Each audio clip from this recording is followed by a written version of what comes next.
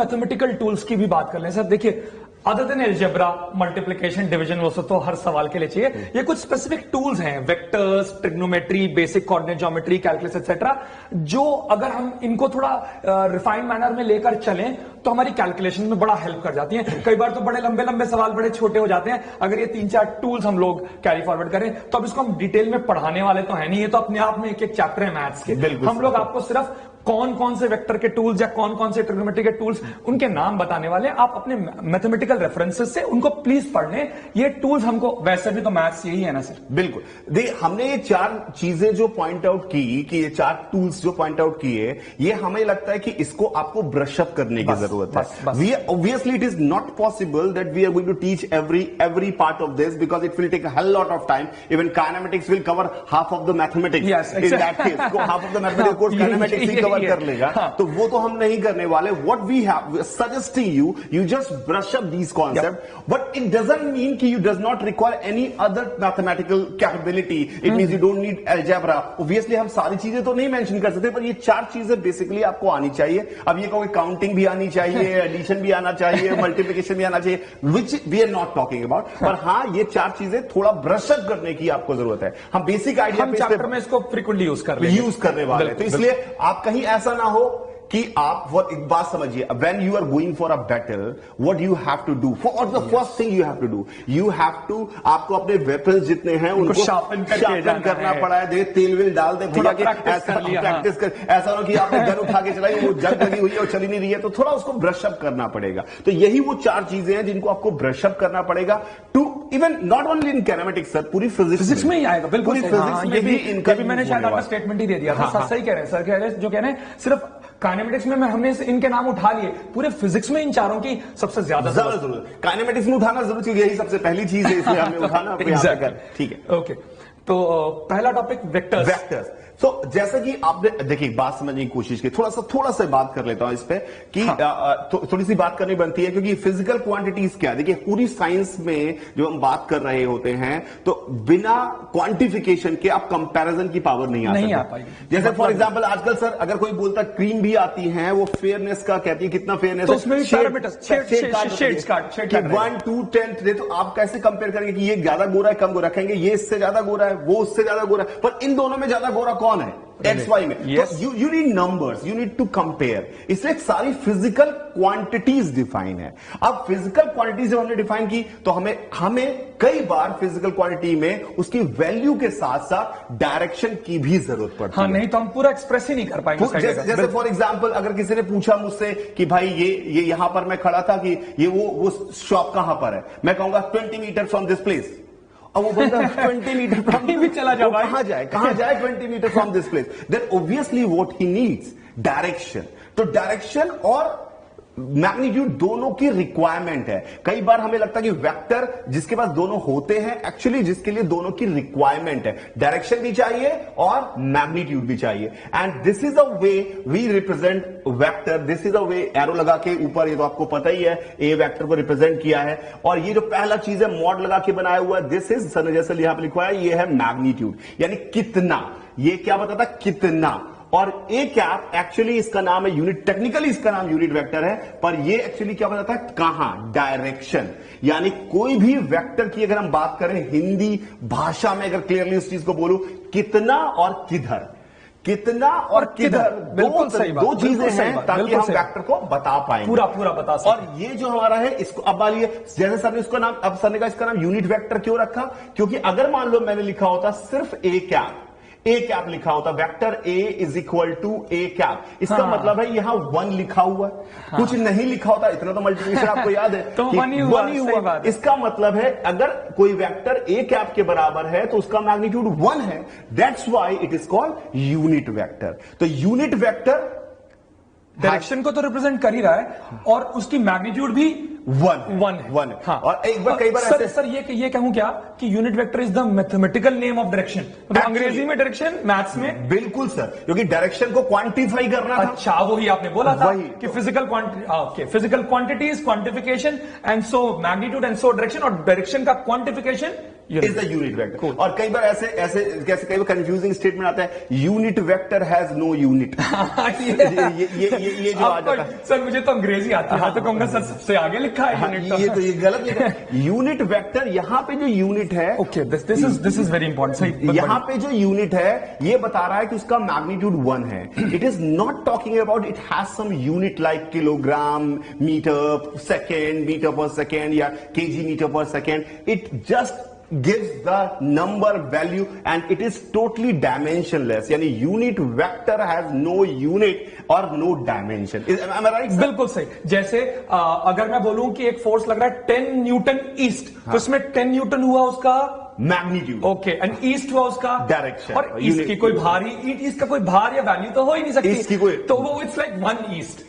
So it's जैसा कि आपने कहा कि कुछ नहीं है तो 1 ही है ना वो, तो यूनिट वेक्टर मे बी। तो इसका मतलब ये है, जैसे सर ने भी example very very very lemonish, but बहुत अच्छे से एग्जांपल आपने समझाया sir, thank you for that. Sir ने जो बोला कि जब भी ये जो मैग्नीट्यूड होगा ना, it comes with a unit, it comes with a unit. जैसे कि फॉर एग्जांपल सर ने फोर्स का एग्जांपल दिया, 10 न्यूटन जो होगा वो मैग्नीट्यूड ही 10 न्यूटन है, ये 10 न्यूटन मैग्नीट्यूड है। और ईस्ट की तरफ जो बताया वो ईस्ट उसका यूनिट वेक्टर है। I hope it is clear है ये बात। आगे बढ़ते हैं सर। हाँ सर। वेक्टर्स के बाद हाँ, वेक्टर्स के रिप्रेजेंटेशन की बात है। एक मैंने रैंडम वेक्टर बना दिया sir, X Y coordinate system में नॉर्मल लेते हुए। अक्सर हम लोग एक्स एक्सिस को आई कैप यूनिट वेक्टर से दिखा देते हैं और जे कैप, हालांकि शायद कल ही मेरी आपसे डिस्कशन हो रही थी तो आपने मुझे बोला था कि नहीं, जरूरी नहीं आई कैप जे कैप, लेकिन जो कन्वेंशन उसको फॉलो करना है। लेकिन आपकी बात भी सीधे कन्वेंशन को हमें फॉलो करना है। तो मैंने एक्स को आई कैप और वाई को जे कैप। अब ये ए जो मैंने लिखा है, यदि ये इसका मैग्नीट्यूड है तो इसके मैं 2 कंपोनेंट्स अगर कर दूं, क्योंकि वेक्टर्स में ये कंपोनेंट्स करना एक बड़ा खास पैरामीटर होगा जो हमें फिर वापस बार बार जरूरत पड़ेगी।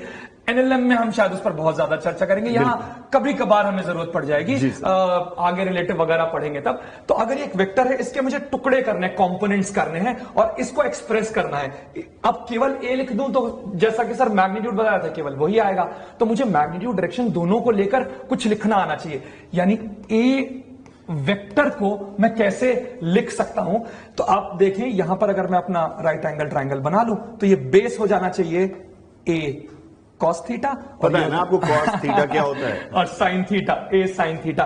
तो ए कॉस थीटा आई वाली दिशा में है और ये जे वाली दिशा में है, तो इसी को तोड़कर मैं ऐसे, क्योंकि इधर मुझे पहुंचना है तो कुछ आई में चलना पड़ा, कुछ जे में, तो ए वेक्टर को मैं ए cos theta I cap, A sine theta J cap इस प्रकार से लिख सकता हूं। इस तरह से किसी भी जनरल वेक्टर को रिप्रेजेंट शायद हम लोग बिल्कुल कर सकते हैं। और जैसे सर ने ये बताया, इसको और समझ, थोड़ा सा एक बात और ध्यान रखिएगा, इसको अगर हम चाहें तो इसको हम ऐसे भी लिख सकते हैं, it is equal to A times cos theta I cap, okay, plus sine theta J cap. This is a one way to represent it, जैसा वो इनिशियल फॉर्म जो हमने स्टार्ट किया था, तो उसके जैसा आ गया, कितना, ये है किधर, गुड, ये है कितना और ये है किधर, तो ये है मैग्नीट्यूड और ये हमारे पास क्या हो गया, डायरेक्शन। एक और बात इंपॉर्टेंट, कई बार जैसे हमने कहा कंपोनेंट वर्ड ये इस्तेमाल किया, वो भी बहुत इंपॉर्टेंट है। जब हमने इसको A cos theta I cap plus A sine theta J इस फॉर्म में भी लिखा, तो it is equally good obviously. In this case this A cos theta is called X component, this is called X component and this A sine theta is called Y component. तो आपने जब भी component करने हो किसी vector को, तो आप उसमें अपनी मर्जी से जिस दिशा में करने हो एक्स और वाई मान लें और उसका एंगल देख लें। अब ये ऑब्वियसली थोड़ी लोअर लेवल की बात है याद कराने की, लेकिन फिर भी जिससे एंगल टच हो रहा हो वो कॉस वाला कंपोनेंट रहता है और दूसरा वाला साइन थीटा होगा। मतलब आपको बहुत आसान भी लगे तो भी इसे याद रखिएगा, ये जो 1 सेकंड आपका बचाएगा वो कितने चैप्टर में बताएगा आपको अंदाजा भी नहीं होगा। जैसे फॉर एग्जांपल ये एक इंक्लाइन प्लेन है और किसी पार्टिकल की वेलोसिटी इधर की तरफ है, ये v वेलोसिटी है एंड ये एंगल थीटा दिया हुआ है, ये एंगल थीटा दिया, and they are interested to find the component along the inclined plane and its perpendicular line। तो अगर along the inclined plane की बात करेंगे तो it comes out v cos theta और ये v sin थीटा। इसमें जैसे मुझे ट्रायंगल बनाने की जरूरत नहीं, क्योंकि मेरे दिमाग में रटा हुआ है कि थीटा जिससे थीटा टच है वो cos और जो बचा वो sin। as simple as that। I hope it is clear to you guys। yes, okay। move on। इसके बाद एंगल बिटवीन टू वेक्टर्स पर अगर आए तो देखिए एंगल बिटवीन टू वेक्टर्स, देखिए वेक्टर में हमेशा होता है डायरेक्शन इधर की तरफ। अगर एंगल बिटवीन टू वेक्टर्स की हम बात कर रहे होते हैं तो आप ये समझिए कि इस डायरेक्शन से उस डायरेक्शन में जाने के लिए हम कितना घूमे, कितना एंगल घूमे। मेरी बात समझने की कोशिश करिए। फॉर एग्जाम्पल मैं क्योंकि यहां पे हमने दोनों टच करते हुए दिखाए हैं, जैसे मान लो मैंने यहां पर एक वेक्टर था और एक यहां इधर है, ये दिशा है और ये दिशा है।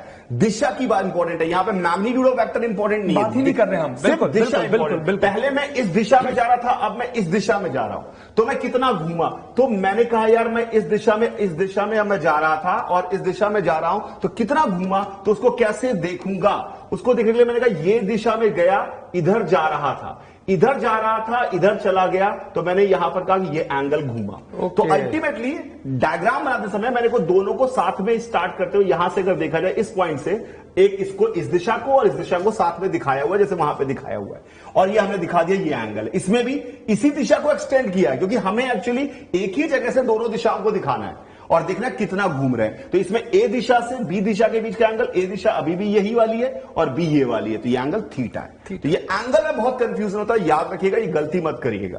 कई बोलेगा कि ये कई बार ऐसे डायग्राम बनेगा, जैसे आपको उसने बोला ए वेक्टर ये है और बी वेक्टर ये है और ये एंगल दिया हुआ है 60 डिग्री, ऐसे सवाल बनाएगा और पूछेगा कि what is the angle between these two vectors. तो जो फंडामेंटली सर ने बताया सिर्फ उसी बात पर ध्यान दो। सर ने बोला फोकस ऑन डायरेक्शन। वैसे तो हम टेक्निकल डेफिनेशन जो बुक्स में दी होती है वो भी दे सकते हैं कि टेल्स के बीच वाला एंगल और एक का हेड और दूसरे के टेल्स के बीच वाला एंगल का 180 माइनस थीटा बनाने को वैसा बन सकता है, मगर लॉजिकली समझो तो कभी गलत कर ही नहीं पाओगे, and that is focus on direction. यानी डायरेक्शन देखो, ए इधर जा रहा, सर ने बोला था जा रहा था, अब जा रहा है, ये दोनों पकड़ लो ना, यूं जा रहा था अब यूं जा रहा है, तो कितना घूमा, दैट इज एंगल। कितना घूमा, ये घूमा 120 डिग्री, फंसो मत जाल में। हाँ, वो दिखाने के लिए जबरदस्ती 60 डिग्री वो तो 60, बल्कि ऐसे तो नहीं पूछेगा 60 कितना एंगल है और ये कोई सवाल का दे के पूछे कि कितना एंगल है। लेकिन बेवकूफ बना दिया। हाँ, इसलिए तो आप ध्यान रखें फोकस इन डायरेक्शन। बाकी वो वाला भी सर बुक्स में भी यूं दिया रहता है कि it is the angle between when the two vectors tails are touching, जैसे आपने बिल्कुल सर। तो this is okay, but the theme ये मैंने तो बना दिया, मैंने तो बुक वाला कॉपी करके बना दिया, बट देन तुम मुझसे सवाल पूछ सकते हो कि सर इसे ही क्यों कहा थीटा आपने, क्यों कहा, वही सर ने बताया आपको, क्योंकि क्यों लाए थीटा हम, we had to focus on the direction. Okay, triangle law. अच्छा हाँ सर, यहां मैं भी एक चर्चा करूं आपसे। yes, sir. कि सर जैसे मुझे कोई बोले 3 किलो और 4 किलो जोड़ दे, सो इट्स लाइक 7 kgs, है ना, 5 सेकंड 8 सेकंड जोड़ दे 13 सेकंड, ये मैंने नंबर्स ऐड किए। लेकिन वेक्टर्स में जोड़ने में हमें मैग्नीट्यूड के साथ साथ दिशा का भी खेल है। बिल्कुल मतलब मुझे कोई कहे 10 न्यूटन ईस्ट में 10 न्यूटन नॉर्थ जोड़ दे, तो अब केवल 10 जुड़कर 20 नहीं होना चाहिए, क्योंकि दिशा का भी जुड़ना इन्वॉल्व हो रहा है। और यहां पर ट्रिग्नोमेट्री एक बड़ा इंपॉर्टेंट रोल प्ले करता है, वेक्टर्स के आइडियाज बड़ा इंपॉर्टेंट रोल प्ले करते हैं, और इसलिए वेक्टर एडिशन में एक बड़ा स्पेशल रूल है which is called triangle law.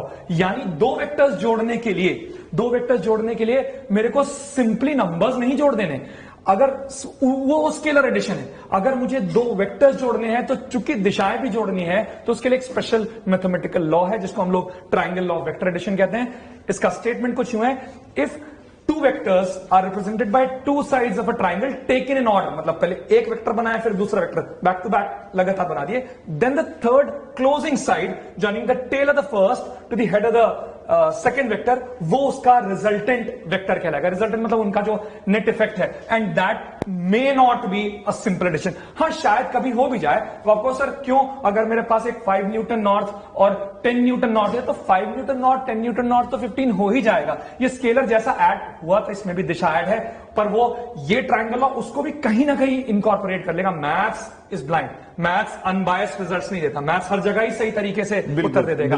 तो ये, और इसके दो रिजल्ट्स भी सर सबके देखे हुए रहते हैं, इनको याद जरूर कर लीजिएगा। ये ट्राइंगल लॉ में ए वेक्टर बी वेक्टर, ये वो दो वेक्टर्स हैं जिन्हें मुझे जोड़ना था, triangle law of vector addition, और सी उनका रिजल्टेंट, इन दोनों वेक्टर्स का रिजल्टेंट, ये कुछ अल्फा एंगल बना रहा है। ज्योमेट्री और ट्रिग्नोमेट्री और मैथ्स लगाकर ये दो स्टैंडर्ड रिजल्ट्स हैं, सी का magnitude A square B square 2ab cos theta, और ये रिजल्ट, इसको आप जहन में रखें।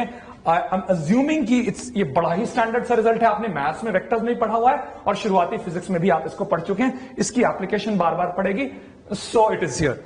सो इंपॉर्टेंटली सर ने जो बोला कि हम इसका डेरिवेशन नहीं कर रहे हैं बिकॉज वी आर एक्सपेक्टिंग कि आपको आता होगा, और वैसे भी आपको ये बस फॉर्मूला याद रख लीजिए, इसका डेरिवेशन इतना जरूरी है भी नहीं। हाँ। लेकिन मेरे लिए और आपके लिए फिजिक्स में तो बिल्कुल नहीं है। हाँ। और जैसे सर ने कहा, जो सर ने ये बनाया, इसको ए वेक्टर और बी वेक्टर जब भी आप बनाने की कोशिश करें तो ये याद रखिएगा, जहां जैसे दो वेक्टर ऐड करने हैं ए और बी को, तो ए जहां खत्म हो रहा है बी वहीं से शुरू होगा, और थीटा यहां पर क्या है, एंगल बिटवीन टू वेक्टर, जो अभी हमने चर्चा करी थी, यानी देखिए वही वाला थीटा आ गया, इधर जा रहा था उधर मुड़ गया, वो वाला theta, angle between two vector, direction on the direction was in focus. Okay, बिल्कुल डायरेक्शन पे ही फोकस करना है। और अगर you want to have a feel कि ऐसे क्यों डिफाइन किया है, तो एक बात, best way is to take the example of displacement sir.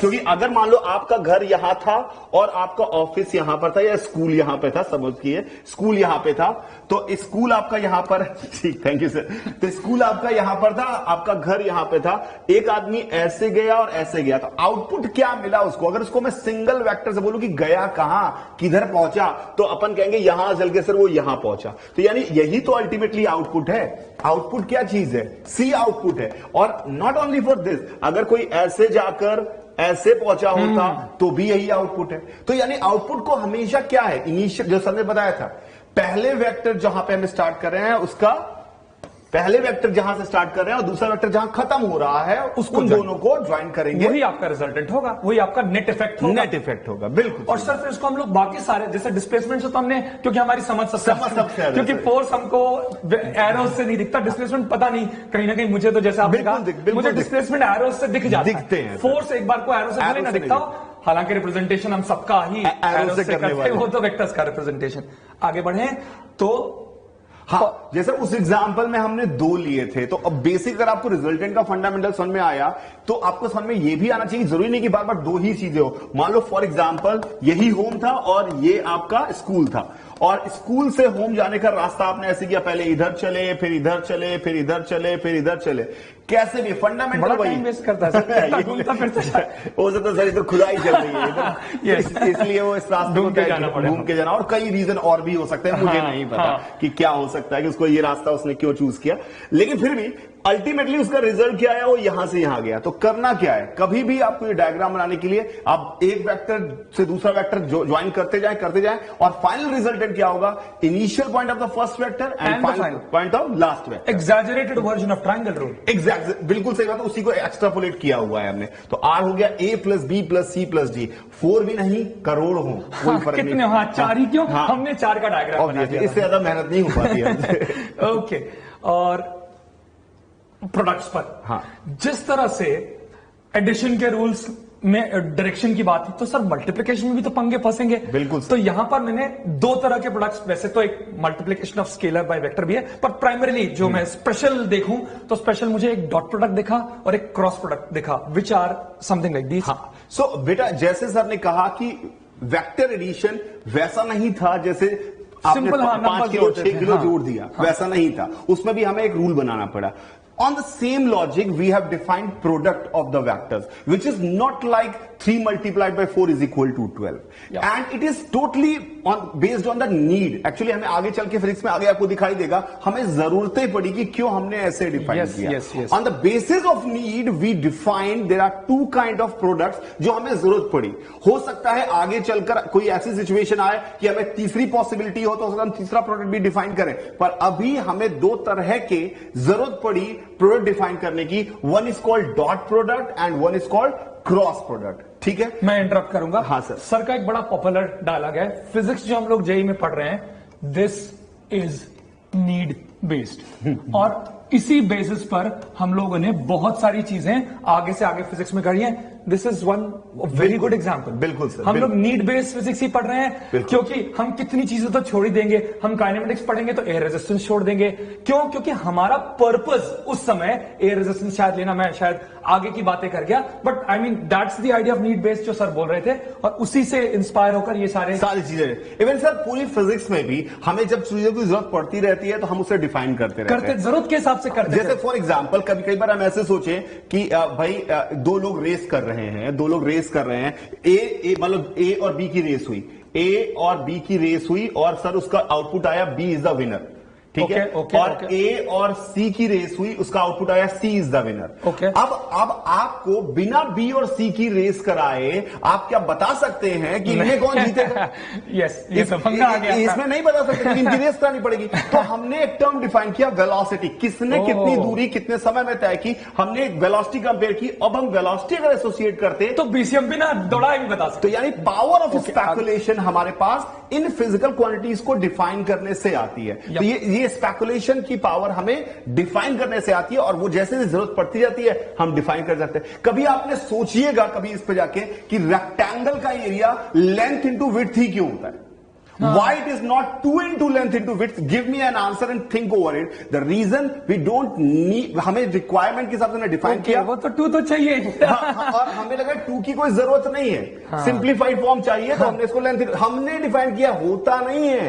Rectangle का एरिया लेंथ इंटू विड्थ होता नहीं है। वी डिफाइंड इट कि this are best suited explanation, best suited way to compare area 2 compare करने। तो इसमें ज्यादा गेहूं उगेगा कि इसमें ज्यादा गेहूं उगेगा, तो हमने खेत है। तो हमने कहा भैया कोई 2 into L into B कर ले तो भी बात तो वही आने वाली। तो एरिया अगर 2 into A length into width में दोनों के खेत दुगने हो गए होते, लेकिन हमारा पर्पस नहीं सॉल्व हुआ होता। हाँ बिल्कुल सही। फाइन। तो डॉट प्रोडक्ट को हमने डिफाइन कैसे किया? ए डॉट बी, जो डॉट लगा रहेगा बीच में, that's why its name is dot product. And इसका आउटपुट जो आ रहा है वो स्केलर आ रहा है, that's why it is also known as scalar product. यानी ये डॉट प्रोडक्ट का दूसरा नाम है स्केलर प्रोडक्ट। इसका आउटपुट की वैल्यू क्या आएगी? पहले वेक्टर या किसी भी एक वेक्टर का मॉड, दूसरे वेक्टर का मॉड, और उनके बीच के एंगल का कॉस थीटा। अब आप ए को पहले लिखें या बी को पहले लिखें, ये इंपॉर्टेंट नहीं है, इसलिए A dot B is also equal to B dot A. यानी ए डॉट बी और बी डॉट ए दोनों एक ही बात है, क्योंकि उसमें दिशा का फाइनल में दिशा का कोई रोल नहीं है। तो this is very much important. आगे चल के हमारा ये यूज होगा वर्क कैलकुलेशन में, बहुत सारी चीजों में। अभी थोड़ा बहुत यूज होगा इसका एंगल बिटवीन 2 वेक्टर्स निकालना। एंगल बिटवीन 2 वेक्टर्स उसके लिए बड़ा बढ़िया टूल है। कई बार हमें लगता है कि वेलोसिटी इधर थी, इधर हो गई, कितना इनके बीच में एंगल कितना है? जैसे सवाल आ गया कि a particle has a velocity 3i + 4j + 5k, now its velocity 6i + 7j + 8k। तो अब बताओ कि what is the angle through which it get turn. तो इसमें हमें क्या करना पड़ेगा? इसका यूज करना पड़ेगा। Wonderful formula. बिल्कुल। दूसरा, अब इसमें पढ़ लीजिएगा घर जाके कि आई डॉट आई की वैल्यू क्या होती है, 1 होती है, आई डॉट जे 0 होता है। ये this is your homework, actually this is your homework, you have to do it. हमने पहले ही बोला था ये कॉन्सेप्ट आपको ब्रश अप करने हैं। We can not go thoroughly की पूरा हम समझाने की कोशिश करें, बिकॉज टाइम कंस्ट्रेंट तो है हमारे पास। दूसरा, क्रॉस प्रोडक्ट की बात करें।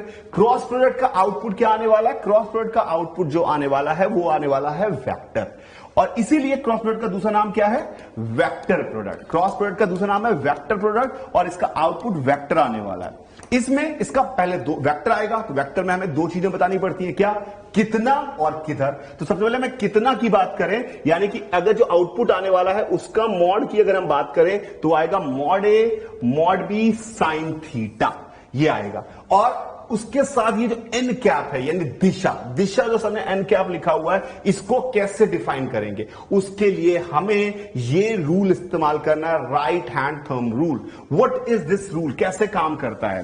तो सबसे पहले इसमें ए क्रॉस बी, यहां जो लिखा हुआ है ए क्रॉस बी की जो दिशा लिखी है, इसमें order is very much important. Yes, order मतलब पहले क्या लिखा है, बाद में क्या लिखा है। अनलाइक डॉट प्रोडक्ट, यहां पे ऑर्डर इंपॉर्टेंट है, ए पहले है कि बी पहले है। तो जो पहले है उसकी तरफ फिंगर्स दिख रहा है आपको, जो पहले है ए वेक्टर इधर की तरफ है, जो पहले है उसकी तरफ फिंगर्स, और जो इधर हमने फिंगर्स की, देखिए राइट हैंड रूल। और राइट हैंड रूल चलाते समय जब पेपर में जब आए तो पेन रख देना, नहीं तो तुम लेफ्ट हैंड से छाप रहे हो। मेरी बात समझ में आ रही है? तो राइट हैंड रूल लगाते पेन रख देना। If you are not left hander, I am assuming you are right handed, तो आपने ए की तरफ फिंगर्स, बी की तरफ कर्ल।